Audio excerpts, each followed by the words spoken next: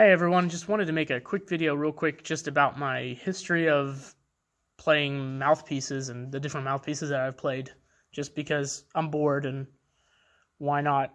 Oh, my hair. I haven't had a haircut in like 5 months, so it's the worst.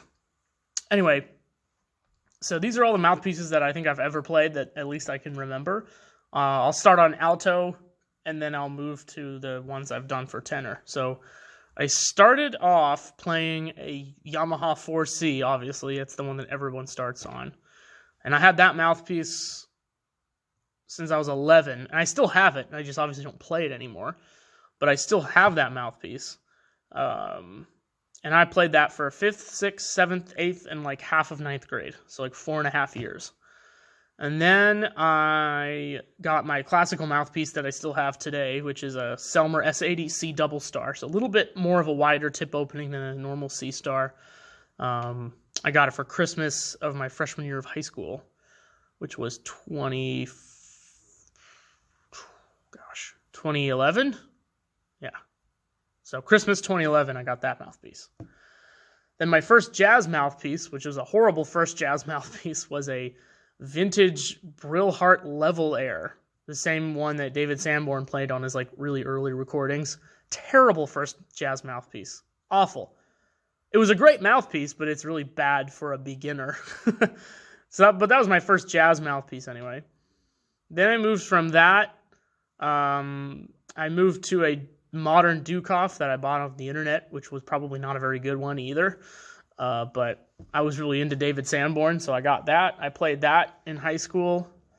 Played those two in high school mostly. And in college, I bought the Jody Jazz DV. Not the one I play now. That was a 7. The one I bought was a 7, and I since sold that one, and I have an 8 now.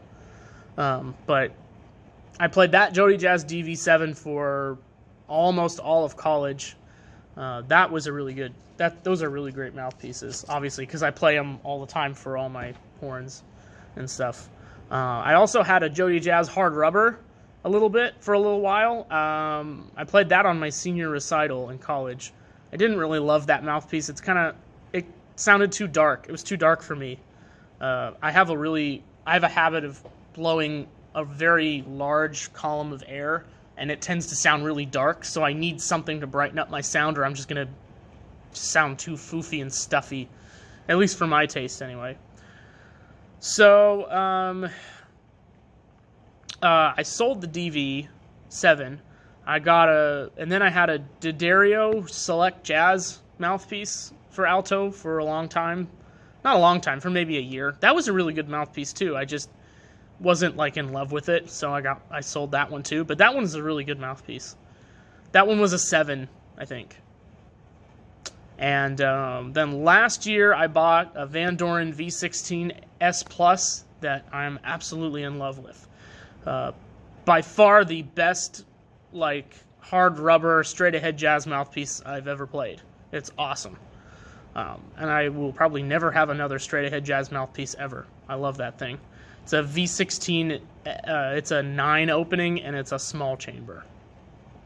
And I also have, I bought Beechler ARB, which is basically a modern copy of the Level Air that I used to have, and I just use that for like screamo stuff. But mainly I'm on that, and then I got that DV8 a couple months ago. I'm back on the DVs now. That's an 8, so like a 90 tip opening. So those are all the alto mouthpieces I played. The tenor mouthpieces I played, I started playing tenor in college, so 4 or 5 years ago or whatever. My first jazz mouthpiece for tenor was a LaBelle Studio 2, which was weird. A weird mouthpiece. It was like, had this really like severe duckbill thing going on that you couldn't even grip the mouthpiece with your mouth, with your embouchure. It was too narrow. And the bullet chamber, it was a wacky thing. It was a wacky mouthpiece. I kind of hated it, and I sold it pretty quick. I also had a refaced Link at the time. It was a modern Link, but Brian Powell did a lot of work on it. It was really a great player, but I had to sell it because I got a $400 traffic ticket, a speeding ticket, coming home from LA on the freeway there, and I was going a little too fast, and I got like a $400 ticket, so I had to I had to sell that mouthpiece, which was a shame because it was a really great mouthpiece, but I just didn't have a whole lot of money, so what are you gonna do, right? So then I got the DV. I bought the DV new, and then I sold it like last year, and then I just since bought another DV, so now I'm back on those. The DV was an 8-star, and that's still the one I play now. DV 8-star Jody Jazz. Probably my favorite mouthpiece on tenor that I've ever played, and I use that for everything, for smooth jazz and stuff, and for straight ahead and bebop and all that. It works. But I took a little bit of a hiatus from the Jody Jazz pieces, and I bought a Retro Revival 7th Avenue South, which is like a Gardala MB1, MB2. They say it's an MB2, but it's really an MB1 because the baffle is really short.